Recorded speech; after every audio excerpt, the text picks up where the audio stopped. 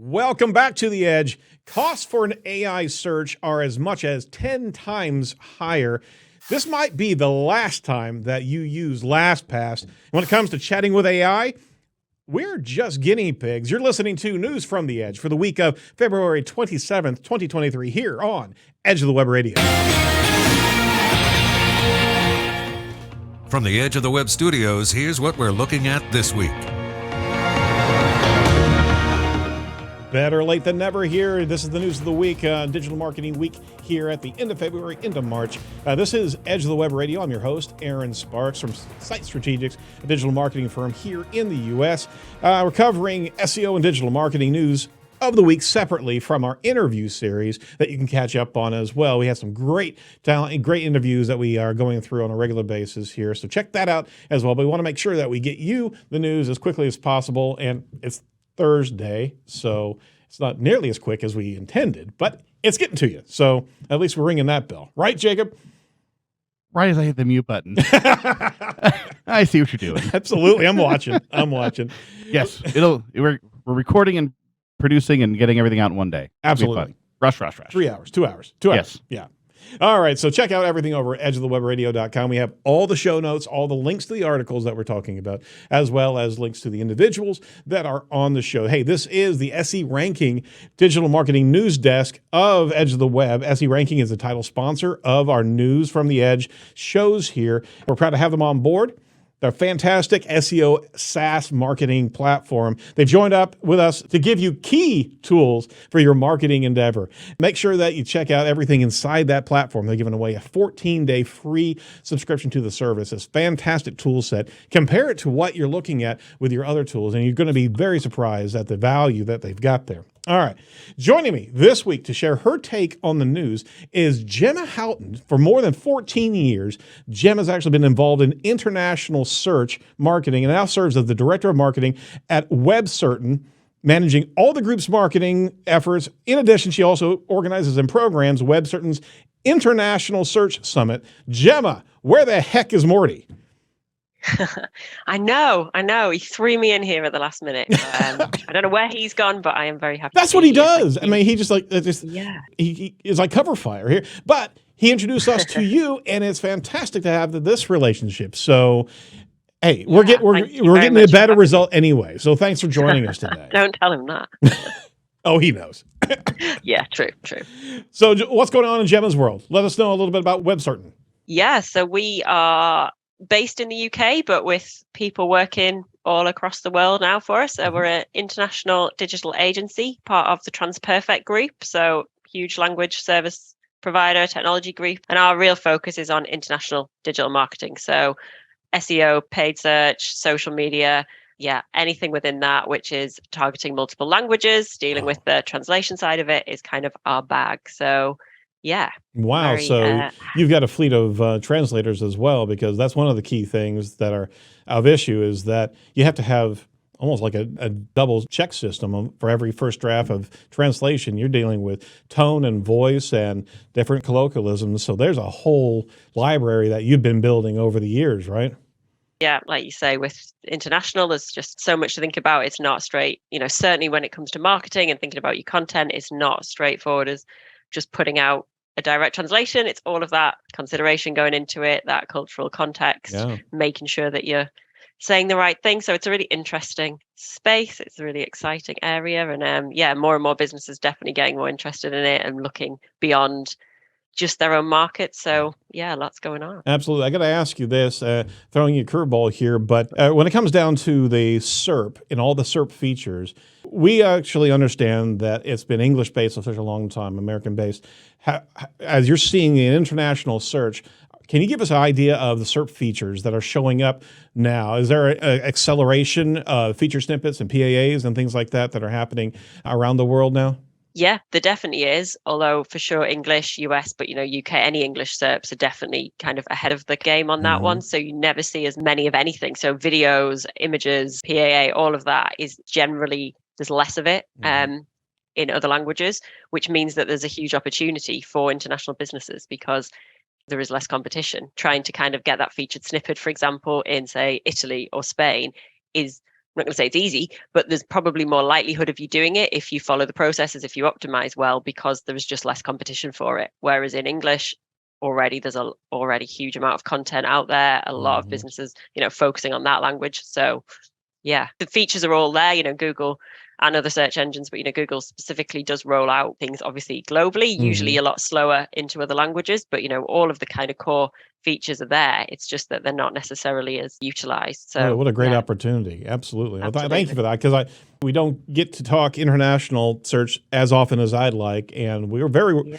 well aware that a lot of the feature snippets and the kind of the topography of SERP that we're aware of and we're used to does not translate across the world. And it's great to be able to hear that it's opening up and more viabilities there. So that's a fantastic opportunity for a lot of businesses. Thank you so much. Yeah. All right. Definitely. So we're going to drop into our first article of the week, a number of articles, and we can't get away from AI. It's bloody well everywhere.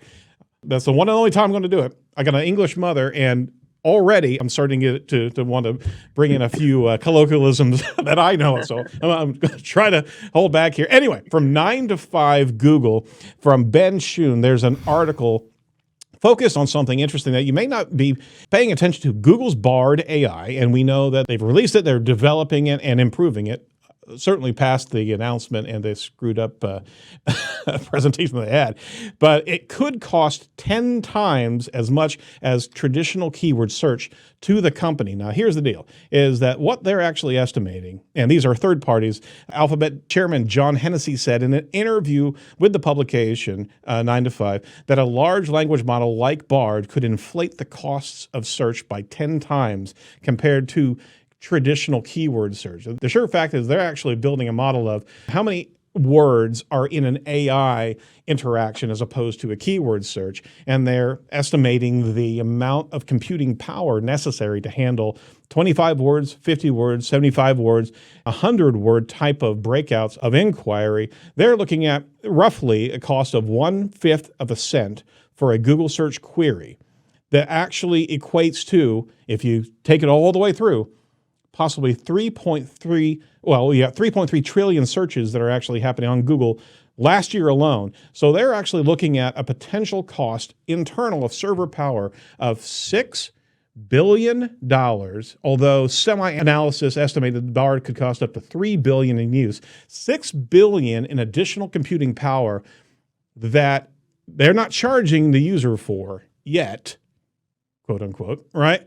That's an incredible investment. Obviously, Microsoft just invested $10 billion to get ChatGPT on their Edge browser and their Bing search. What an incredible investment of these particular tools. Are we going to see a cost coming to us?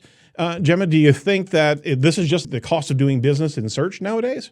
I think it probably is to some extent. I think that they have to keep up with the game. AI is the future, isn't it? I think whatever we feel about it and however it needs to evolve and improve, it certainly is how things are going to be going, how other businesses are looking. And I think even if you look beyond AI, thinking about how marketing's changing, how the kind of landscape is changing, there's been a lot of talk this year about TikTok and how, a lot of people, especially younger people, are going to TikTok to search rather than Google. So I think, Google knows that it has got competition from a lot of sources, and, it needs to invest in keeping people there. I mean, saying there's no cost to the consumer, certainly if they started trying to charge people for that, I think they'd find that TikTok got a lot more traffic. Yeah, exactly. TikTok's being, I think it was challenging YouTube as the second largest search environment here, right? It's astounding to have that type of new investment, although they're constantly putting incredible amount of investment into their platform. But here's the deal. We talked about this pre-show, is that it's our belief, and we've reported on a regular basis, that Google's wanting that consumer on the SERP, not wanting them on the destination websites. So the more interactivity that they can provide that consumer that results in a transaction mindset of, yes, I found this answer, or yes, I was able to actually query deeper in. If they can keep you there, one, their ads are right there. Obviously, it's an entire money game, right? But they're wanting to be that Facebook of note. They want to have you streaming and interacting inside of the SERP as well. So what a great investment to have a Bard right along with you as your Google concierge, right? Yeah, the other thing, I mean, talking about that, the majority of the cost of that is the processing power, is the cost to do that. So they're going to have to invest a bit more in their climate carbon neutral program if they're Yeah. suddenly going to start burning through that much processing power, because that's going to have a major impact as well. So it's kind of another aspect to think about. That's a very good point here. You have to Yeah. have that complementary offset, right, in one way, Yep. shape, or form, because as much as it's a good utility, and we're going to see how good of a utility it really is on its Yeah. onset, but if the consumer's wanting to have that ease of interaction, it comes with a price. We see the price right there. It's going to come through in one way, shape, or form. So they're going to be having to address that in the future. That's a good point. All right. So moving on. Hey, we want to talk about SE Ranking, the title sponsor of the show. We're happy to have them on as a title sponsor of this news episode. One of the most important things for an SEO is to focus on the technical side of SEO. The website audit from SE Ranking provides expert level audits and reports that are clear and easy to understand, even for beginners. Any website can be checked against 130 SEO parameters, including core web vitals, crawling up to 1,000 pages in just 2 minutes. Talk about processing power. That's a lot. The findings and included how-to fix guides can immediately be turned into action items for your team. So you can actually move that. You don't have to use a Trello board or anything. You can actually move that into an action item list inside of SE Ranking. So check them out. A unique feature found only on SE Ranking is the Page Changes Monitor. This tracks any changes made to important elements of your web pages or your competitor. You can set up a project and watch what they're doing online as well and what they're optimizing towards. The website audit is just one of many tools from SE Ranking, so check them out. Go over to edgeofthewebradio.com/SE Ranking today. You get a 14-day trial of their platform. It's used by over 600,000 people around the world. So go over there and drop in there, and you'll see some fantastic tools. And hey, you may want to actually unseat one of your existing tool sets and seat SE Ranking right there in the center. All right. Now, let's talk about unseating something here for a second. Honestly, getting into this late recording here, we came across an article that we had to get in place here. Came out yesterday, but there's been a number of articles regarding this topic from ARS Technical. LastPass says employees' home computer was hacked and the corporate vault was taken. Already smarting from that breach that was a couple weeks back that put partially encrypted login data into a threat actor's hand. Check this out. On Monday, LastPass said that the same attacker hacked an employee's home computer. It's not just an employee, by the way. This is one of the senior employees of the organization, and obtained a decrypted vault available only to a handful of company developers. That means that your passwords are decrypted in the hands of an attacker, and it's open for sale, open for exploitation. This is really bad. This is terrible. And there's a lot of companies that I know that use LastPass and have used LastPass for years. There's no rectification of this. You have to go change your passwords right now. And this is a huge undertaking. I mean, you may very well have passwords that date back 5 or 6 years, but on top of it, you also have your client's passwords as well, potentially saved in LastPass.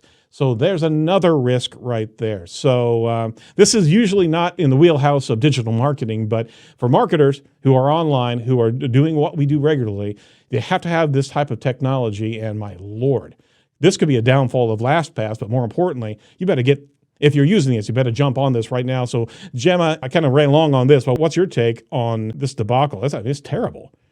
Well, it is a debacle. I think that's the only word for it, isn't it? And I think also it's just the irony of a password security company not having the security is really just, if you can't trust them with the data, then who on earth, can you? Or it is just, a timely reminder, as always, that I don't know, we live online, we forget how everything is there, how accessible everything is if our passwords are compromised. And I think it is easy to forget that. It is easy to kind of think, well, we've got them secured, we're using this, but there is always that risk. And like you say, it's one thing when it's your own data, but when it's also client data and consumer data and whoever, if you're holding data from anybody else, then you have that huge responsibility. And even if it is not your fault. Even if it is through a third party, you do bear some responsibility in dealing with that and making sure that you do everything you can to protect that data as much as possible. I think there's a few midnight hours that are going to be spent here across the world fixing this problem. But here's the deal, is that this was actually an exploitation on a media software package called Plex. So Plex got hacked. That was on this senior DevOps employee, and it was logging keystrokes. It saw everything and then got into the corporate vault. My gosh, how could you actually get compromised as a security company having a piece of software right there? Jacob, got a point? I want to know why he had access to the corporate vault from home. Yeah. I mean, that should have been the first lockdown right there. Like, look, if you need to get into the corporate vault, you need to come into the office. Absolutely. I mean, on top of it, for the sheer fact that they just got compromised 2 weeks ago, that should be in DEFCON 1. Yeah. And I can't remember if it's this article or another, but I think there's only 4 people with this level of access. Right. He was one of them, right. you know. Quick question. How long do you guys think it would take for you to go change one password? So you got to change it in your password manager. Sure. And then you got to go to the website and go through, first of all, you have to find it. Where's my change my password, change it, type it. How long do you think that would take you? How many minutes? Maybe 5 minutes. Right? 5 minutes? Maybe. Yeah. Okay. So if you had 1,000 passwords. Yep. Right? I see where you're going. Yeah, I hit the wrong thing there. Am I? That would be 83 hours of your time spent. And that's, I mean, what a grind. What a grind to think about going through 1,000 passwords. So, full work week for every 500 passwords you have to update. Have fun. Winning. Tiger blood right there, LastPass. You got it. That's scary. What can they do? I mean, cat's out of the bag. So now every customer, and this is why this is a public service announcement here, every customer of LastPass has to go through this process now, unfortunately. Yeah. All right. Hours upon hours. Okay. You know how you can save hours? You can actually use Inlinks. Inlinks is a fantastic entity SEO platform that is a continued sponsor of Edge of the Web. Optimizing solely for keywords is a thing of the past. You should not be focusing on keywords. You should be thinking in the space of things, not strings. And Inlinks is an award-winning software that can help you add entities into the mix that Google's paying attention to. Feed Google the education that it needs to know who you are, who your client is, and the subject matter that they have. So go over to Inlinks. You can actually delve into a good deal of their expert level data to build your content around things, not strings. And there's a slew of articles and training over at Inlinks. So check out edgeofthewebradio.com/Inlinks, INLINKS, to claim your free Inlinks account and start creating content that will outperform your competitors. Third article. Check this out. And again, like I said, AI is among us.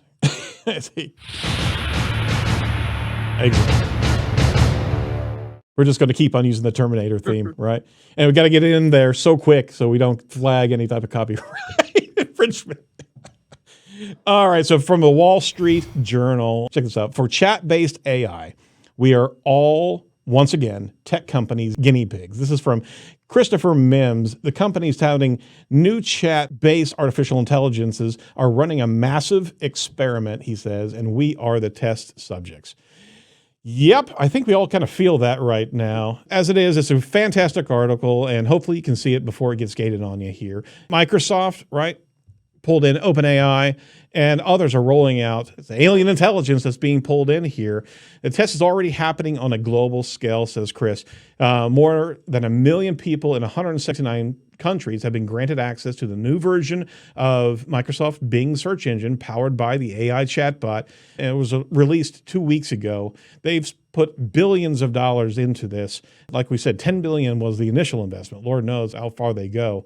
In a recent Twitter thread, OpenAI chief executive Sam Altman wrote, "We think showing these tools to the world early, while still somewhat broken, is critical if we're going to have sufficient input and repeated efforts to get it right." Okay, so question here. If you heard this from a software company, we're going to send out some broken software and you go ahead and test that for us, beta test. And literally, I've had that theory for any Microsoft product, never grabbing a hold of the newest operating system because it literally was a test. But Would you feel confident if a software company was saying, hey, help us fix what's wrong here. Go ahead and do whatever you got to do, and we'll learn from the mistakes. Is that really the right approach here? Gemma, what do you think about this article and that specific theory of just get it out there and let the cards fall where they may? I think that's not been a bit of an approach for search engines anyway for quite a while with other features and how other things work. I think that isn't something new. And also that they could never launch it as a fully ready product, because the only way to really know is, especially with this one where it is so driven by data that people are feeding into it ultimately, it needs that to be able to develop and improve. So I think it was inevitable that anytime something like this came out, it would be at the very start of it would not be a ready product. There's going to be a lot of change needed because I think they can't launch it. I guess from Bing's perspective as well, it's to get it out there first as well. If you wait until you've got the perfect product, everyone else will have beaten you to it. So it's almost a kind of, as a brand play, they had to jump on there because it was an opportunity to be able to get back in front, or not in front, but at least be notable and contemporary. And I think that's true. More people are talking about Bing in the last few weeks and months than have talked about for years. Like that is without a doubt. More people have downloaded the Edge browser. I mean, I have never had it on my Mac system, and I've been running it for 10 years. I will say, okay, I'll sign up for this thing. So huge downloads. I mean, they're getting a heck of a lot of play out of this. So it's a $10 million PR stunt. Here's the deal is that my concern is, and we were talking to Mike King last week, my concern here is that there are so many hallucinations that are deemed hallucinations from the community of what AI learns, and then it brings something back that it's not true, it's not correlated to anything, but it grabbed a hold of something and it now positions itself with it what it thinks is truth, and it's completely abstract, right? And we're not talking weird hallucinations. We're talking things that it thinks is truth, and it's bringing that information to the user. Now, we have a user base that has a spectrum of savviness in the marketplace, and you've got a lot of people that believe exactly what they see on search, and they don't recognize that we're constantly being tested on, right? They don't know that they should be looking and verifying on things. So we got a user base that's about to, or already has jumped into this AI interaction, and they're fully trusting that because they're fully trusting the search engine. Man, there's a lot of potential culpability. We've already seen some case studies of racist comments coming out of ChatGPT. We also saw a number of, a chat that actually told somebody that they needed to kill themselves or something like that? The one I remember was the chatbot that said, "You don't love your wife, you love me." Oh, yeah, that too. Yeah. When robots fall in love with humans, it's always a good day. And I got to double check on the one that I was referencing because I thought that was pretty darn extreme as well. But yeah, there's a major issue here, and you're getting an intelligence, or at least a pseudo-intelligence, responding back to people who believe they're talking to something that's sentient. Man, this is a risky place to be worldwide. Yeah, and that is the crux of it, isn't it? It's the way it's positioned, the way it's put out there is not that this is something, this is a new technology. This is a one way to try things. This is it's being put out there as, here, you can get any answer to any question that you need. And like you say, there's people who are very open to just believing the first thing they hear or the first thing they see, or if it's from a company they've heard of, it means it must be true and it must be verified. And yeah, I think that is well, I mean, in the background, there's always the controversy of SERP results that are skewed. Coming from companies, there's multiple lawsuits against Google right now of not only being monopolistic, but also not providing correct, or I should say, truthful content or spinning content or removing content from its SERP. I mean, there's a mess in there. Now you start putting AI chat in there as well. I think it's another way to be able to potentially distract a user from finding out other points of verification. I don't know. I don't want to go down that particular rabbit hole too much, but I mean, there's a lot of controversy of these search engines to begin with. Now you're going to be pumping that information into a bot that says it's loving you, and you should very well go check out this particular link because it thinks it's the best for you. That's there's creepy. Also it's creepy, and there's also kind of, I guess, a risk of defamation, libel cases, goodness knows what, because if it starts, picking up things about actual individuals, businesses, whoever it might be, and saying things there that then get picked up, that then become, spread around the place, that could yeah, I mean, how does that work? If it's been generated by AI, who's responsible for that? Who's the person that the claim is against, or the company? Is it the search engine that's delivering it? I don't know. It's the new Google bowling. It is. Yeah.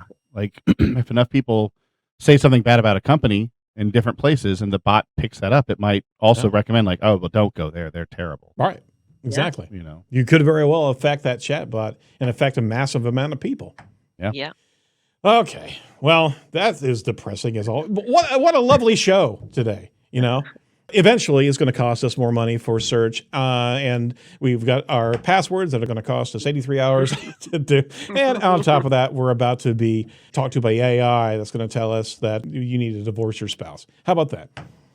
All right. Good week. Let's go to the fast track. So here's something that's nice. How about this? Over at Search Engine Roundtable by Barry Schwartz, Favicons no longer need to be hosted on the same domain. That's safe, right? Sure. Who knows? Who knows? Okay, she's joining it now. February 23rd, Google posted removing the hosting location requirement from their Favicon documentation. You don't need to host a Favicon in the same domain in order to be able to be eligible for a Favicon in Google search results. Now, we see a lot of Favicons showing up on SERP. In fact, over the last 3 to 4 weeks, they popped up everywhere. And if you're doing a search on mobile or desktop, you're going to be able to see that icon right there. Glenn Gabe jumped in. This is really cool. Referenced, okay, Lizzie is awesome for looking into this. It could save a lot of wasted time. I noticed Favicons were showing up when not hosted in the same domain as the homepage. Ends up, you can host them anywhere. That's one less thing to worry about. So bring this information to you. I don't know if you really can stand up to the depressing lineup that we just had, but hey, there's a nice bud right there, a nice little flower. Let's sniff that for a second. Little light at the end of the tunnel there, something to grab to. Yeah, exactly. Unfortunately, we're going to go right back into it with another article from Barry Schwartz over at Search Engine Land.